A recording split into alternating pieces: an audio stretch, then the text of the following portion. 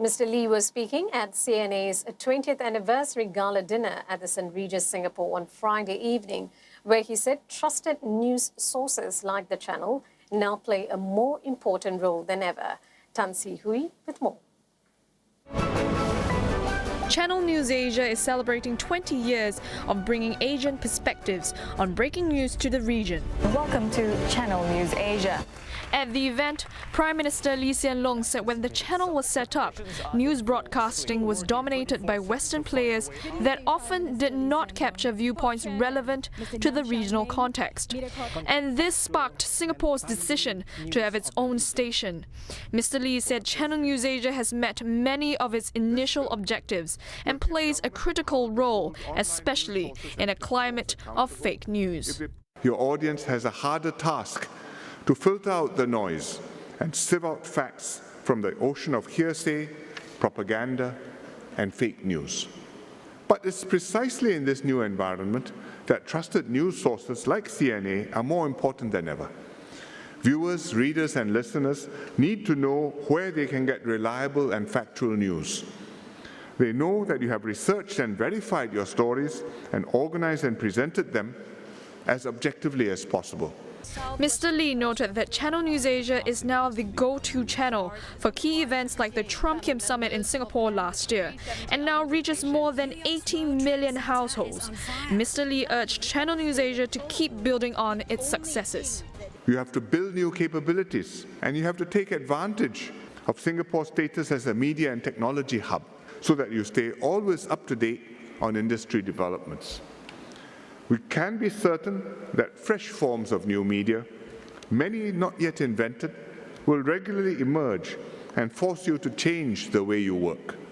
And you must be quick to spot them, to respond to them, and if possible, to use them to reach audiences, old and new. To stay relevant, Channel News Asia has been working hard to transform itself into a transmedia company, one that is available in every platform that the public uses. We intend to be an impartial provider of accurate information and insights. And we're also looking at artificial intelligence or AI to see whether we can produce various facets of our news more productively. Come April, Channel News Asia will adopt CNA as its brand name. Other new initiatives were also announced.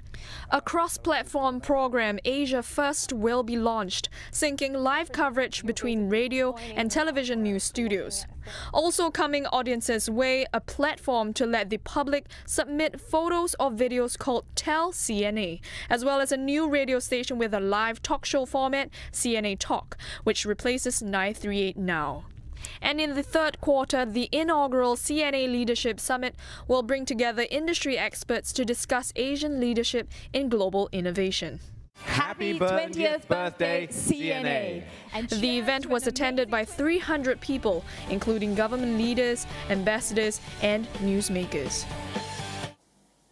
Our reporter Brandon Tanoto with more from the CNA Gala dinner. Here at the St. Regis in Orchard, Singapore, where CNA is celebrating its 20th anniversary, the atmosphere is electric and upbeat. Now everyone here is in high spirits, treated to a night of dynamic performances, lovely food and good company.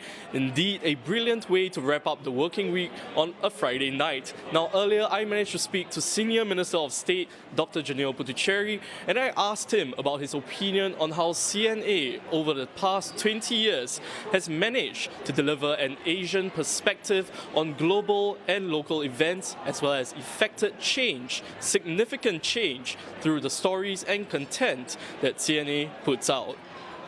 Channel News Asia has undergone an incredible transformation over the last 20 years, and putting Singapore's name on the map for integrity in journalism and professionalism in broadcasting, it's become a brand name in its own right. And congratulations to Channel News Asia for this great anniversary.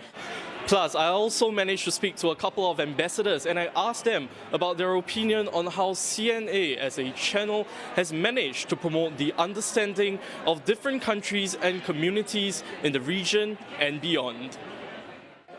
I think the role of Channel News Asia is really very important for us, because it gives us also an alternative to understand the world. And I think Channel News Asia has got also a lot of program, if I'm mistaken, called Insight, where you give a perspective about a different region. So this is really promoting each other understanding. People in India get a good sense of what Singapore is about, its progress, its success, its multicultural society, and its wonderful attributes through Channel News Asia. It's a well-regarded channel, and I think we look forward to, we engage Channel News Asia quite considerably. I think their reporting on India is extensive and objective and balanced, and it covers different dimensions of an extraordinarily diverse but rapidly growing nation such as India, 1.3 billion people.